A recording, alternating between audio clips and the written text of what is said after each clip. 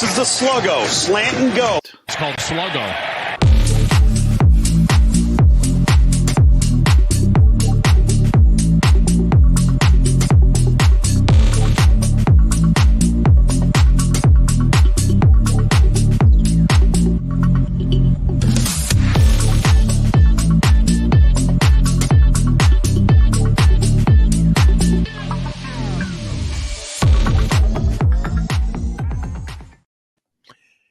He's Beef. I'm Marty. This is show number 118, Beef. And just wanted you to know, I toyed with the idea of no music and no intro, just going for it because I have screwed up that intro so often, so many times that I was sick of it. But at the last minute, I put it together. We can't take away our two guys off national TV talking about our podcast, right? Absolutely not. This is Sluggo. Hey, Beef, I know you're, I think you're in South Carolina, right? Last I heard you were in Columbia. You still in Columbia? No, I'm home finally. Oh. Yeah. Cool. How's the weather there? It was unbelievable today. And it was literally unbelievable, as in really good. Really good. It was about 72, 73 degrees with a light breeze coming off the Calabogie Sound. It was really enjoyable today. The golf carts had all the curtains up so that there was no, when it gets cold, we put curtains on our carts, on our golf carts, so that it's kind of keeps it somewhat warm. Well, it's unbelievable here too, but for a different reason. It's snowing. I've heard for those of you who may not know, I live in Central Texas, right outside of Austin, and it is snowing.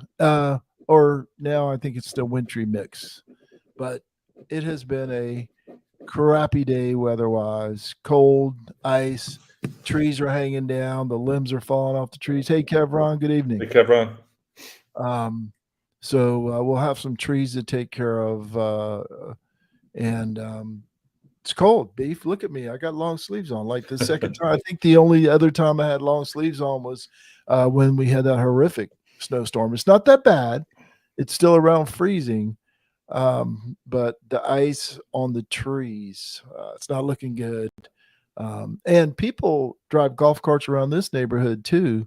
We got a golf course like 2 streets over, but they're not doing it right now. I can guarantee you that. I can guarantee you that. And as we talked about pre-show, no headphones so I can hear you.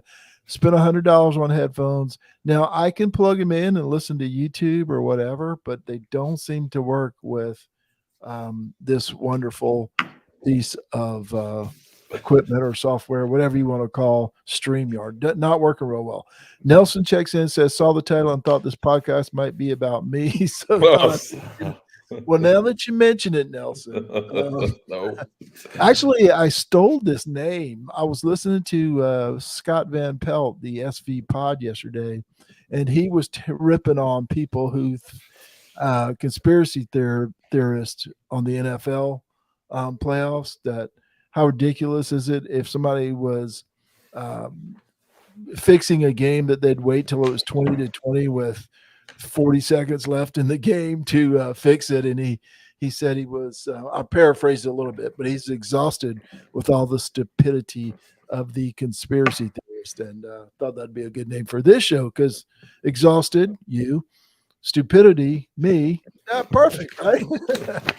Perfect. It's a good team effort there. Definitely interchangeable as well. It's amazing.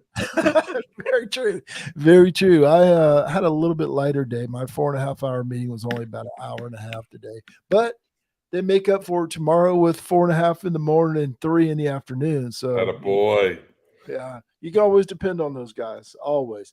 Hey, Beef, it's National Signing Day, but it was kind of quiet at Clemson. At least, the signing part was quiet. They still had their show and their celebration, which is all cool. Those guys, the signees, deserve, recognition and a good time. And Dabo's going to do that for them, of course. Being the former walk-on he is, he's celebrating those guys. And it is something to celebrate. But Clemson has signed 26, I think, and a transfer. hey, national media, Clemson has a transfer. Now, he'd probably never see the field unless it's 72-6 or something, but that's beside the point. They take transfers. 26 players, the best, my opinion, of course, you're going to share yours in a second. The best is on the defensive line with Peter Woods and Vic Burley and Tamarian Parker and those guys. Really good on the defensive line, and maybe Nelson will chime in because he and I were texting about this the other day. Really good on the defensive line, not so good at wide receiver and running back. At least, as the recruiting services go, who knows who's going to be who?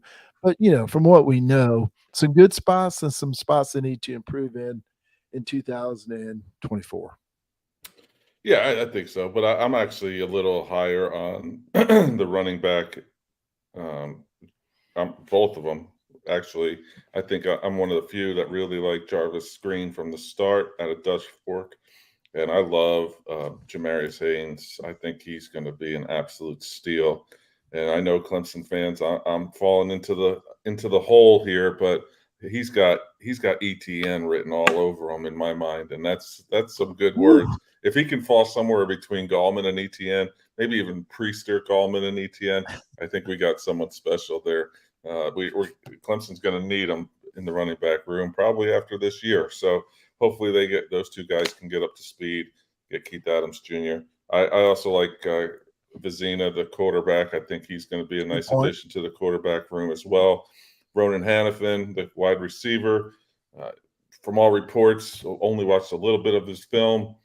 He looks like a few receivers that Clemson's had in the past. Physically, I just hope that maybe it translates on the field. So, and Noble Johnson, the other wide receiver as well, with Noble Johnson has all the measurables, 6'3", 205. I think, you're right. The stars were definitely on the defensive side of the ball, but I know they filled some holes, and the two tight ends that they filled some holes. They got some depth, and the offensive line, a couple boys on the offensive line. So hopefully, a couple of those pan out and they stay for a while. Yes, at least 3 years. Yeah, I guess I forgot about the tight ends, which apparently Brandon Streeter did too. And he's no longer with us. He didn't die. Dabo said he'll be fine, and that's cool. And yeah, I forgot a little bit. I was focused on those defensive linemen, which I think, in my view, they're the most important part of your defense. Even today, with all the passing and all the need for defensive backs, the defensive linemen are a really important piece. So obviously, I forgot to turn my phone down. The linemen are a really important piece, and that's encouraging. But I think Cade is going to develop. I'm a little worried about the wide receivers next year. But we'll see, because I think I'm of the belief that you need a T. Higgins, Mike Williams type, and I haven't seen that. I love what Agent Zero did, Antonio Williams, last year, and I think he's going to be a big piece moving forward, but I haven't seen that type of wide receiver out of this group yet. But I will say this, Mike Williams and T. Higgins weren't Mike Williams and T. Higgins as freshmen either. So very true. And I've been caught also in the trap of forgetting about Bo. If Bo Collins can stay healthy, he's got all the tools too to be that guy. So hopefully they can get a full season out of a full healthy season this year. He had a really good freshman year. This upcoming season, his junior year, hopefully that he can stay healthy, because he can be really good. 4 touchdowns in the first 4 games. He can be really good. Yeah, I often do tend to forget about him. He may be a totally different receiver next year with number 2 throwing the ball instead of number 5. We're going to get to the class of 2024 and what happened over the weekend in just a minute. But I wanted to talk first about the Dabo and Garrett Riley presser today. I watched about 20 minutes of this. And, it was pretty standard stuff and all good. And then Mr. Riley uttered the words. Somebody asked him about his offense. He said, we're going to be violent and fast, and everybody started, that's the quote, and I got that quote in a story tomorrow for rubbingtherock.com. Of course, I got to be like everybody else, but violent and fast offense, and that's music to Clemson fans' ears after the last 2 years. And man, I'm ready to play football. When's that spring game again? Sometime mid-April there, the same weekend that Clemson baseball plays Notre Dame. So it'll be a nice little Saturday afternoon at Clemson. I think one player just jumped right to the front of my mind when I saw this, and that's Will Shipley. If there's a Clemson player that plays violent and has played violent for 2 years now, it's Will Shipley. So I think that had to probably fire him up a little bit. The one thing that Garrett Riley said today that I really enjoyed and thought was great is that he has a scheme. However, he likes to run what his offense personnel-wise is strongest with. I mean, it seems so simple to say, but he doesn't quite know what he has yet. He's seen film, Right. obviously, but he doesn't quite know what he has yet until probably the start of the spring. So once he sees that, then he'll probably come up with some wrinkles and see what he has. I think that was awesome to hear. He's not going to come in and try to fit square pegs and circle holes, round holes. But he's definitely. Here's the stupidity part, Marty. I was thinking, speaking of clipping audio, I'm just excited about that. I think it's going to be that's really cool to hear, and I don't know, it's like the Rob Spence days or the Chad Morris days. Everyone gets excited based on what we think we know. But I think you're right in a way. But it's different than Chad Morris, because Chad Morris was going fast. He didn't care if he had, what's the new quarterback's name? Not Vizina, the transfer. If he was that quarterback, he'd be Paul trying Tyson. to go. If Paul Tyson was back there, Chad would be trying crazy old Chad stuff, right? So I like it, right? Not everybody's the same. Kelly Bryant's can't run the same offense as Deshaun Watson, or Trevor Lawrence can't run the same as Kelly Bryant. So I like it. And DJ can't run the same as Trevor Lawrence. Who knows what? Thank you, Casey. That's another clip. Who knows what it's going to be? And that was one of my things in the article tomorrow. He won the press conference, and everybody's excited.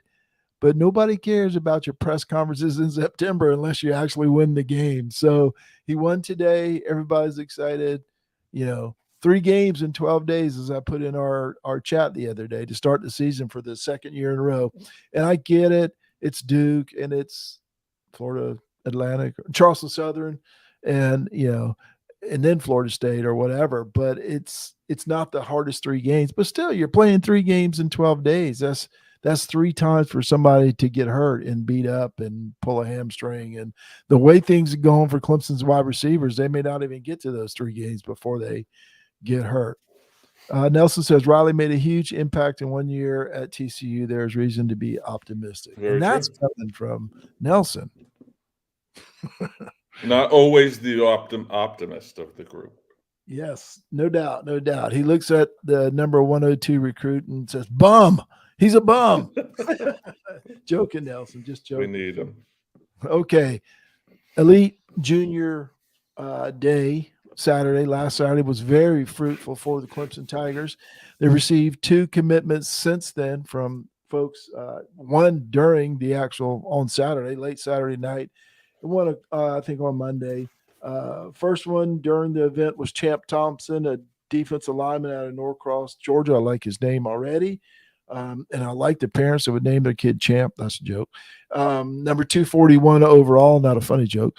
And then Monday, Noah Dixon, a safety out of LaGrange, Georgia. So 2 Georgia recruits, number 195 for Noah Dixon, 2 commits, many other good returns from Walker White and Amolio Agard, however you say that guy, from Philadelphia.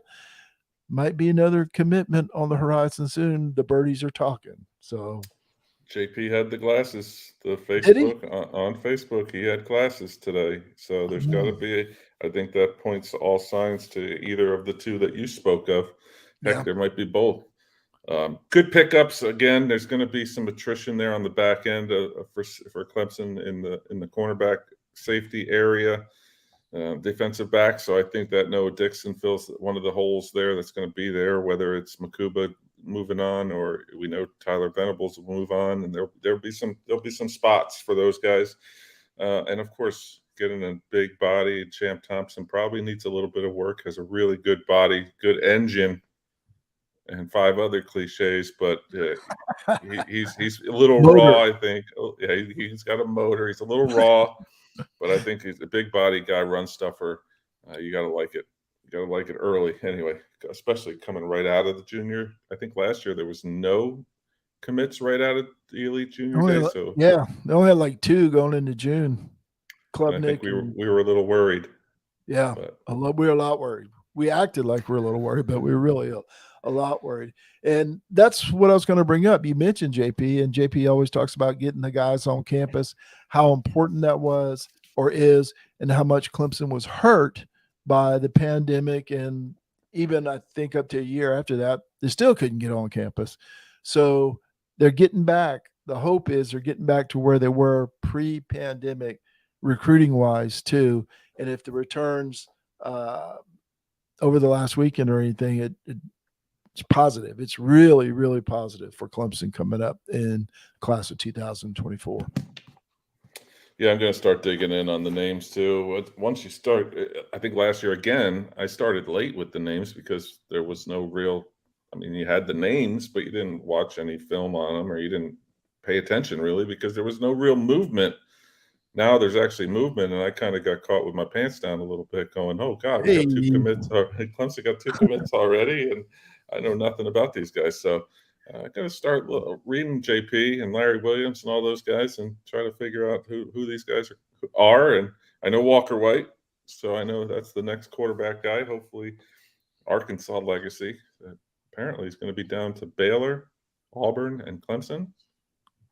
Sounds right. Yeah. I think that's what he's going to announce tonight, supposedly. Yeah. On the social medias. So gotta like the chances.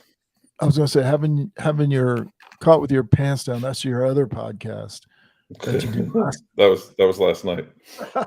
He got last night's podcast mixed up with this one. And perfect segue. Speaking of being caught with your pants down, Clemson traveled to Chestnut Hill in basketball last night, made 16 field goals in the game, had 4 assists as a team. There's been days where Ian Shefflin had 5 or 6 in a game. The whole entire team had 4. They shot 30%. I think it was 30.8%, 28.6 from three-point land, made 16 out of 16 free throws, but just wasn't enough. They played, in my mind, we haven't even talked about this at all except to cuss. They played Boston College's game. It looked slow, methodical. Clemson couldn't score in the half court. They need those 6, 8, 10 points, not necessarily on fast breaks, but yeah, when the ball's moving, so I guess it is fast breaks. That's another thing we didn't see. We didn't see the ball movement that we've seen in the bigger Clemson wins this year and the explosions with the wide open threes. Tyson, wrong show again. Tyson was explosion balls. Are we talking Brevin Galloway here? We didn't see Brevin Galloway off the bench. And Nelson has another good point. Good point, Nelson. As soon as I can get my mouse over there, or as my dad used to call it, my moose. 17 turnovers for Clemson, and they were just dumb. They were dumb. They were the old Brownell team. And what I mean by that, Chase Hunter's dribbling the ball between his legs 42 feet away from the basket and turns it over for no good reason. My high school coach, I hear him yelling at me every time somebody does something like that. It's just a waste. Why are you dribbling between your legs? Nobody's even covering you. You're not trying to get away. You're not moving to the basket. It's stupid. It's a waste. But I'm an old man. So anyway, terrible loss for Clemson last night. Yeah, Earl Grant just has his way with Clemson, it seems, on the sideline, no matter where he is. Yeah, I told Locks last night on Chop and Beef because he's in. He's all in on the basketball team. They roped him in, as I tell everyone that they do. I said it's time to jump off the bandwagon, and he said absolutely not. They're going to come back and beat Miami on Saturday, and it's going to be right back at it. But this team is an enigma. They've been so good for the whole season, save 2 games, now 3 games. I know they have 5 losses now, but 5. Really they've been bad for 3 of them. It just stinks because it got me thinking again. Revert back to last season with the same things. You're saying the same talking points that we talked about last season when this stuff was going on. So it's getting a little hairy. It's getting a little scary. And that Miami team that's coming to town is really pretty good. So, yes, it's at home. Clemson has not lost at home yet. But you lose 2 in a row, people are going to start jumping ship real quick. And then bubble talk's going to start soon, too. 2 in a loss, 2 in a row, and they jumped ship. They were jumping ship about 8 minutes into that game last night. We're talking about an enigma, and Houston Burnett's been on this train a little bit, but Ian Shefflin has turned from a guy who was scoring double figures and pulling down 7 rebounds, and as I said, getting 7 or 8 assists with these great passes, leaving usually Tyson or Hunter wide open. He looks like he's having a stroke when they put the ball in his hands. It reminds me of high school. He just can't do anything right. He's tripping over his own feet, and he was so good earlier. That worries me going forward because those role players, Middlebrooks is still banging some heads last night, wrestling WWE style. But those guys are what has made the difference, I think, or a big part of it at least. Obviously, Hunter Tyson shooting from half court, hitting nothing at the bottom of the net helped too. But those are the guys, the bangers in there. Shefflin and Middlebrooks made a big difference, and they haven't made it lately. And as JP says, Shefflin has been a disaster lately. And I mean, I think he had 4 turnovers by himself last night, but to some extent, they're a little more forgivable. 4's a lot for him because he didn't touch the ball that much. But when your point guard's dribbling between his legs 40 feet from the basket, can you tell what I got yelled at for in high school? When your point guard is dribbling between his legs 40 feet from the basket and gets the ball stolen like it was the YMCA, it's they need to regroup, and they need to do it quick, as you said, because Miami on Saturday is not going to be a cakewalk. I've watched that Isaiah Wong kid. I've seen him about 3 or 4 times this year, and pretty darn good. And last thing before you get your thought out is Locks is on the train still because he's got tickets to that North Carolina game. And he told me, he said, it'll be the first time they win at North Carolina ever. And I texted back and I texted him the link to the actual first time they won in Chapel Hill. And he said, really? See, he's been off the train for so long. Yeah, I was just going to say about Isaiah Wong. He single-handedly has beaten Clemson on multiple occasions, literally single-handedly. He's fantastic. He had 18 points last night in a win against Virginia Tech, and he likes to come into opponents' arenas and do some damage. So look out for them. But that's a good all-around team. They have a few guys that are Padula. The other guard is a nice little back. From Virginia Tech, I think, isn't he? Oh, that's right. He's the white kid from Virginia Tech. He is a nice little guard. Who the heck am I thinking of? I don't even have it. I need to look it up. I didn't do a good job here. Yeah, We'll dock your pay. We're going to dock your pay. I'm trying to think of it. I watched that game last night too. Miller is the other guard for Miami. Miller, he was in double digits, but they're a good little backcourt, man, and they're tough. They're tough to play. Jordan Miller. Wong's a slight guy, but he can find a way to score. So it's going to be interesting to see if the Tigers, because they need to win. Like I said, it's some people are thinking they're not even on the bubble. And if they lose again, that'll be 2 in a row with, still having who they got left? North Carolina. They got to travel to Virginia, and it's traveling to North Carolina too. So could get interesting down the road real quick. Miami at home, North Carolina on the road, for Florida State at home, Louisville on the road, Syracuse at home, NC State on the road, Virginia on the road, and then closes out with Notre Dame at home. Okay. I see maybe 2 sure wins in there. And after last night, you can't even say that. Last night should have been a sure win. Yeah.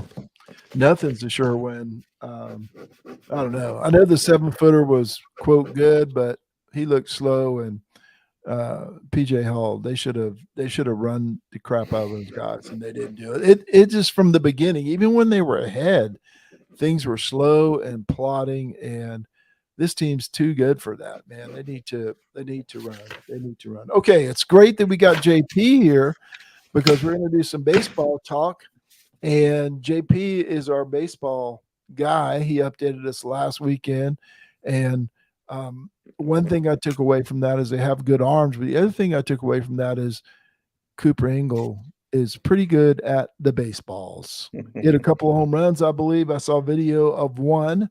So I know, well, I didn't actually see the ball. They just showed him standing at a home plate going. I thought we were watching a South Carolina regular season game with their. So Cooper Engel looks, apparently he can't throw yet. He's not playing catcher, but he can sure hit the ball. And we're a little bit over 2 weeks away, fellas. Clemson baseball, Eric Bakich era is underway. Yeah, I'm enjoying it. I did see D1Baseball.com had Clemson missing the postseason this year and about 94 other ACC teams making it. One thing that got me, and I know JP talked about it, was Ryan Ammons, and we've seen Ryan Ammons as one of the top closers, if not the top closer in the country. Now going to probably take the Friday or Saturday night ball. So that's kind of exciting. Obviously, these kids all pitched long innings in high school. Ryan Ammons obviously was not a closer in high school. It's just that they don't get to that level by being just a closer. So I think it's going to be fantastic to see him because he's got a powerful arm. I loved JP's reporting on where they were sitting, the pitchers, about 93, 95, like that kind of thing. I loved seeing that just to and the talk of the off-speed stuff. It got me excited. 2 weeks away, February 17th, SUNY Binghamton. They come in to Doug Kingsmore. It's exciting. And Cooper Engel, like JP said, did hit that first ball out of the park in an otherwise looked like a pitcher's duel pretty much all weekend, although I didn't see the results. Been too busy on what happened Sunday, but it did seem like it was 3-3 and in one of the games. Ty Olenchuk, the most impressive pitcher. JP saw he was dominant, steady, hitting 95. You're going to need him because he came in highly touted too. Had a relatively good freshman year, a la Billy Barlow last year, and then kind of fell off late because I think he had neck surgery because of all the Olenchuk was giving up. His straight ball was a little too straight. Very good. That's a technical. Or were you a scout? Was I having a seizure or was that? A straight ball was too straight. That sounds like a professional scout there. It's kind of crazy to think that a lot of what happens is based on a few scrimmages, right? And they've seen these guys all fall and whatever. That's why I didn't get an update because JP didn't know. They've seen these guys all fall, but I just feel like what happens in these scrimmages means a whole heck of a lot. But we'll see what happens. And I don't know if JP has a better feel after watching the two scrimmages that he saw, but you and I both talked about not knowing where there's going to be 14-42 or 42-14. Obviously, most likely somewhere in between. But even though they have a whole bunch of returnees, there's a mix of new names and hey, who's that guy and where's he from? And is he a Michigan guy? Is he from, or does he have somebody from New Hampshire? Or he's got guys from all over the place on this team, as we talked about before. So kind of exciting, kind of new. And JP, I don't know if you caught us talking last week, but we were talking about your report. Oh no, because we didn't get it till after our show last week. His report about bunting. The first thing they did was bunt and practice running the bases, which is very exciting for us, Casey, unless we see it in the first inning. No, I'm just joking. Very exciting for us to hear that they're working on the fundamentals. Yeah, not that we want bunt to just Caden Grice to just get up there in the top of the first and bunt. Like that's not the point. It's just situational baseball is really what I think my whole ire has been over the course of the 118 episodes of this show that we bring up baseball. It's just it felt like reading JP's articles this week and some other accounts too that they're getting back to that a little bit, and maybe it is a little bit of jack ball, but hopefully it's a 21st century jack ball instead of the end of the Jack Leggett era. So it's going to be great. We were talking before the show too. I just don't know where guys are going to slot in. Again, I was paying a lot of attention to JP doing his. He was telling us who was playing for each team. I was trying to do it just real quick. Max Starbuck apparently, from all accounts, had a great fall. He got very little run last year, but does he slot in at second base this year? There's going to be a lot of questions. There's some freshmen that are making some noise here in the early part of the spring. Canarella, where's he going to play? I mean, there's only 9 spots, and really there's only 8 spots, right? 7 because there's only 2 catchers, so there's only 7 spots for these guys, and it just seems like there's a lot of names. Again, we're not too worried necessarily about wins and losses, but it'd sure be nice to win more than they lose. that would be nice. It's deep, deep tonight. I'm deep. Well, there also is a designated hitter, so you're right. There's 8 or 9 positions, but Cam Canarella is a name that I heard or read about too. So it's interesting to see who went out there. Remember last year there was somebody. Well, it was Blake Wright. He didn't even start 2 of the first 3 games. I think last year ended up with 106, 107 home runs. Great. And then he's one of the guys that you like going, okay, is he going to play? You didn't hear much about him over the weekend. He was there and you saw his name once or twice, but you're thinking, well, this guy was a stud for a good part of the year last year, and he's barely being mentioned. So I don't know. We'll have to see. Maybe JP will give us some more info over this week. They're not going to.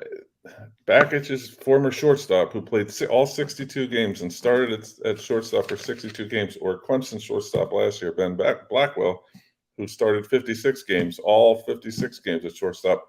There's only one shortstop. So where do they go? Do you move Blackwell to second? Blake Wright played second. Does he move to third now? I think that's what we're hearing. Yeah. He's moving to third. Or do you play Blackwell at third? Do either one of those guys want to play third? It's just there's just so many moving parts. I just can't wait for February 17th to get here so that I can actually sleep at night, because this is just rules my brain.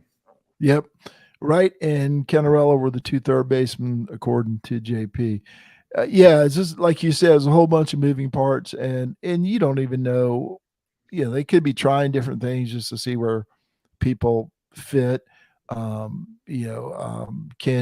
Wright play third in case we need him to, but he's really going to play second because we know he can play there. He played there last year, on and on and on. So we could drive ourselves nuts, which, short drive, trying to figure it out. But speaking of Clemson baseball, this is the big announcement. I know all 5 of you, and JP's down there, so 4 that aren't JP. Casey, JP, and I are going to have a baseball-only show, not a podcast. We're going to do this as a live show, and it took me 73 hours to come up with this name. I went through 49 iterations of what to call this, but kind of settled on the Clemson baseball show because I didn't know what else to call it. I'm not very good marketer, Beef, in case you didn't know, but I know you know that. After 118 shows, I know you know that. But anyway, this show will be a live show, not a podcast version. At least that's not the plan right now, because I don't want to edit another one. A live show. We're planning on Thursday nights to talk about Clemson baseball only. The plan is for me to host the show, JP to share his expertise with us, Beef to chime in with his opinion, and me just mostly to be quiet, host, do graphics and stuff like that, because obviously I don't know what I'm talking about. I'm talking about bunting in college baseball. Thursday nights, we're going to start the first show on February the 6th. Is it the 6th? 16th. 6th. No, the 9th. I'm sorry, the 9th. We're going to do next Thursday, Case. We're going to do a preseason type show to kind of preview the season.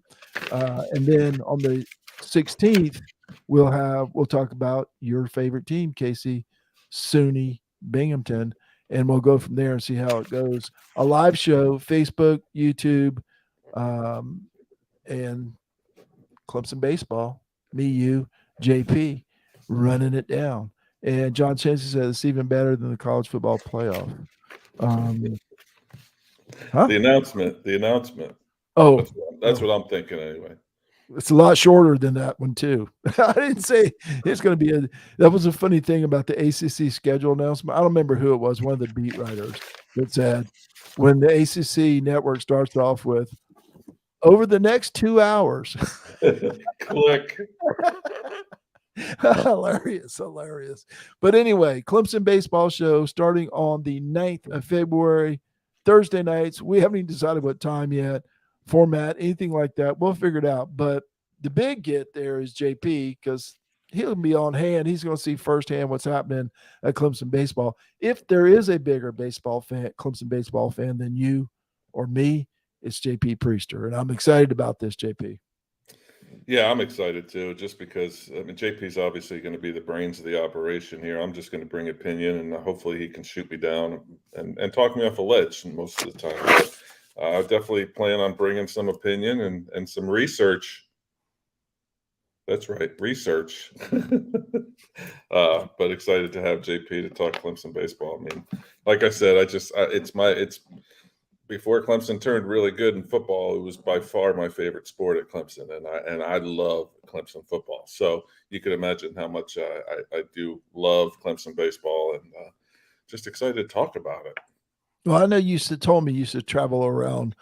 I was going to say with the team, but I think you weren't with them. One year, I was getting will call tickets from Herman Demink, who everywhere I went, if I was going, I would just text him and he would leave me tickets. Oh, nice. Most of the times I didn't need it because, going to Georgia on a Tuesday night, there weren't a ton of baseball fans out then. This was a long time ago. And all the other students were studying while you were ACC tournament. There was nobody there during the 9 o'clock session on a Wednesday. There still isn't. But I'm excited about this, and we realize, folks, this is a niche audience. We're not going to get 5 million people watching the Clemson baseball show, but if nothing else, Casey, you and I get to pick JP's brain once a week or so, whenever we have the show and everybody's available, and talk Clemson baseball, which makes us happy. I don't know if it makes JP happy, but apparently it does. So, thanks, JP. Appreciate that. And we'll get the coach on. We'll get him on every other week. That kind of thing. No pressure, JP. No pressure. But anyway, we are really looking forward to that. Yeah, I know, and we are really, really looking forward to that. Just excitement around the Clemson baseball program. Can't say it enough. So next Thursday, February 9th, will be the first show. We'll let you know what time when we figure it out, when it works out for all three of us. So, Beef, if you don't have anything else, I think we're ready to call it an evening, bud. Surprisingly, I don't. Thanks so much to everyone in the Seldom Used Reserve College Football Discussion Facebook group. Uncle John McGee, as always. Everyone in everyone that follows Sluggo Podcast, and each and every one of you who listens, likes, shares, and participates. On behalf of Marty Seldom Used Reserve Coleman, I am Casey the Beef Cregan. Thanks so much for listening and watching. We appreciate it. Check out rubbingtherock.com, and we'll probably see you next week right here on Sluggo. Hopefully it'll be warmer here. I think we're done here.